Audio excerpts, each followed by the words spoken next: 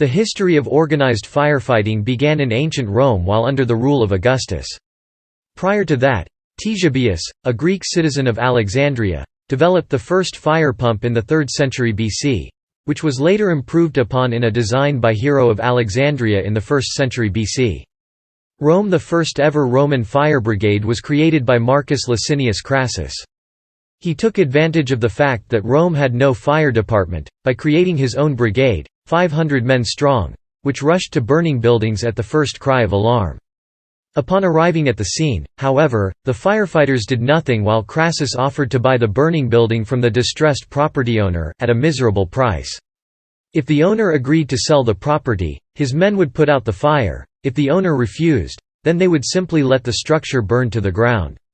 Roman Emperor Nero took the basic idea from Crassus and then built on it to form the Vigiles in AD 60 to combat fires using bucket brigades and pumps, as well as poles, hooks and even ballistae to tear down buildings in advance of the flames. The Vigiles patrolled the streets of Rome to watch for fires and served as a police force. The later brigades consisted of hundreds of men, all ready for action. When there was a fire, the men would line up to the nearest water source and pass buckets hand in hand to the fire. Rome suffered a number of serious fires, most notably the fire on 19 July AD 64 which eventually destroyed 2/3 of Rome. Early English in Europe, firefighting was quite rudimentary until the 17th century.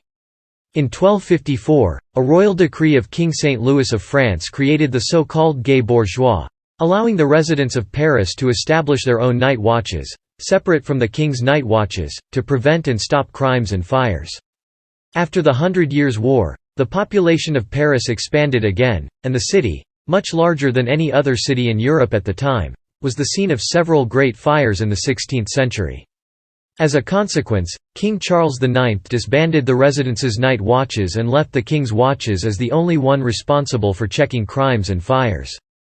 London suffered great fires in 798, 982, 989, 1212 and above all in 1666. The Great Fire of 1666 started in a baker's shop on Pudding Lane, consumed about 2 square miles of the city, leaving tens of thousands homeless. Prior to this fire, London had no organized fire protection system. Afterwards, insurance companies formed private fire brigades to protect their clients' property. Insurance brigades would only fight fires at buildings the company insured. These buildings were identified by fire insurance marks. The key breakthrough in firefighting arrived in the 17th century with the first fire engines. Manual pumps, rediscovered in Europe after 1500, were only force pumps and had a very short range due to the lack of hoses. German inventor Hans Hauch improved the manual pump by creating the first suction and force pump and adding some flexible hoses to the pump. In 1672, Dutch artist and inventor Jan van der Heyden's workshop developed the fire hose. Constructed of flexible leather and coupled every 50 feet with brass fittings. The length remains the standard to this day in mainland Europe, whilst in the UK the standard length is either 23 metres or 25 metres. The fire engine was further developed by the Dutch inventor, merchant and manufacturer, John Lofting, who had worked with Jan van der Heyden in Amsterdam. Lofting moved to London in or about 1688, became an English citizen and patented the «sucking worm engine» in 1690. There was a glowing description of the firefighting ability of his device in the London Gazette of 17 March 1691, after the issue of the patent. The British Museum has a print showing Lofting's fire engine at work in London, the engine being pumped by a team of men. In the print 3 fire plaques of early insurance companies are shown, no doubt indicating that Lofting collaborated with them in firefighting.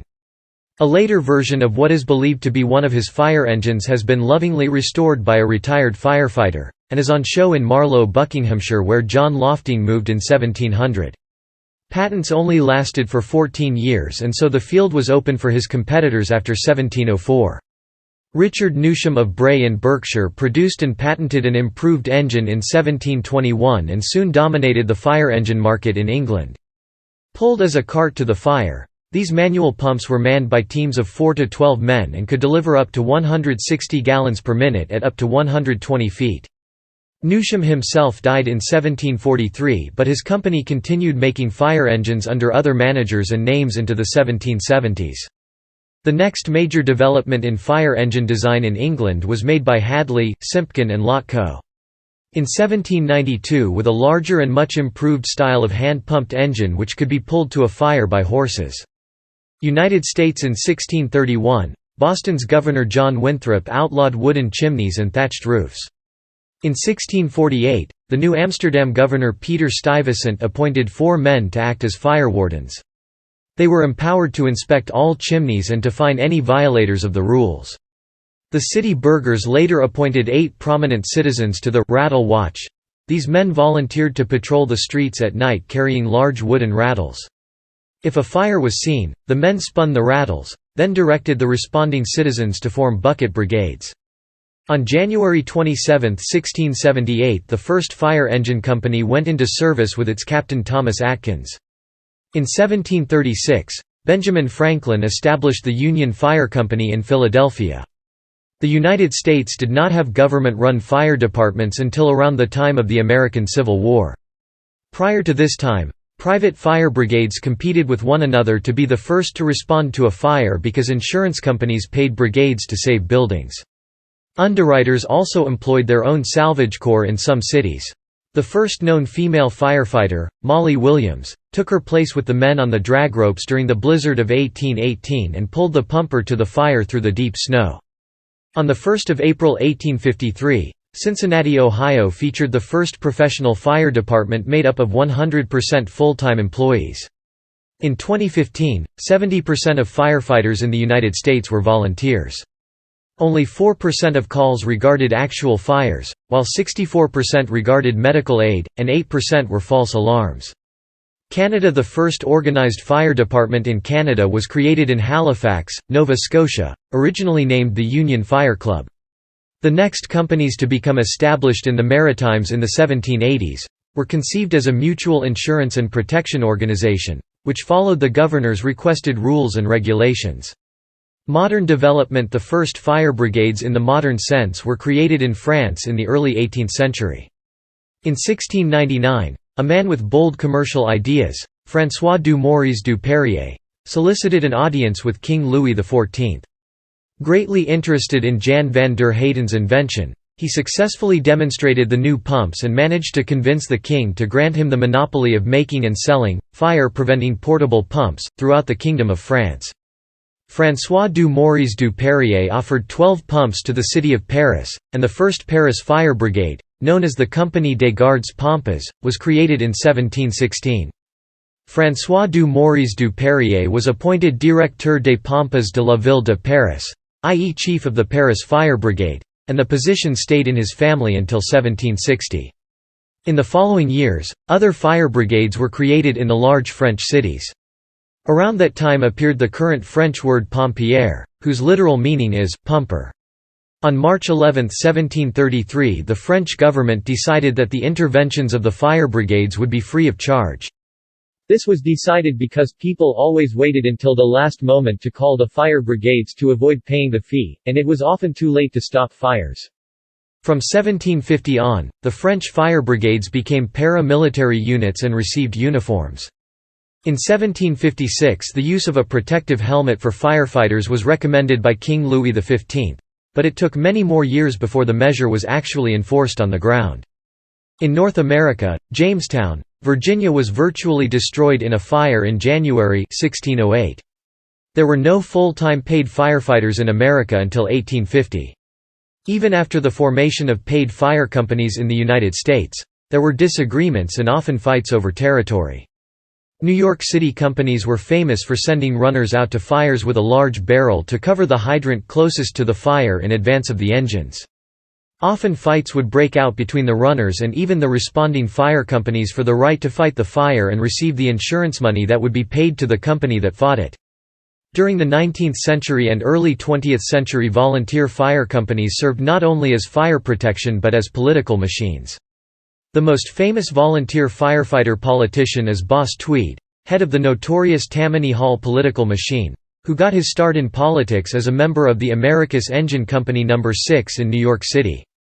Napoleon Bonaparte, drawing from the century-old experience of the Gardes Pompes, is generally attributed as creating the first, professional, firefighters, known as sapeurs-pompiers, from the French army.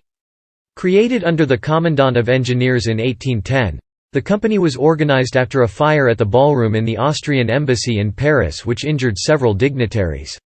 In the UK, the Great Fire of London in 1666 set in motion changes which laid the foundations for organised firefighting in the future. In the wake of the Great Fire, the City Council established the first fire insurance company, the Fire Office, in 1667, which employed small teams of Thames watermen as firefighters and provided them with uniforms and arm badges showing the company to which they belonged. However, the first organised municipal fire brigade in the world was established in Edinburgh, Scotland, when the Edinburgh Fire Engine Establishment was formed in 1824, led by James Braidwood. London followed in 1832 with the London Fire Engine Establishment. On April 1, 1853, the Cincinnati Fire Department became the first full-time paid professional fire department in the United States, and the first in the world to use steam fire engines. The first horse-drawn steam engine for fighting fires was invented in England in 1829, but it was not accepted in structural firefighting until 1860. It continued to be ignored for another 2 years afterwards. Self-propelled steam-powered fire engines were introduced in 1903, followed by internal combustion engine fire apparatuses which began to be produced as early as 1905, leading to the decline and disappearance of horse-drawn, hand-pumped, and steam-powered fire engines by the mid-1920s. Firefighting today, fire and rescue remains a mix of full-time paid on call, and volunteer responders.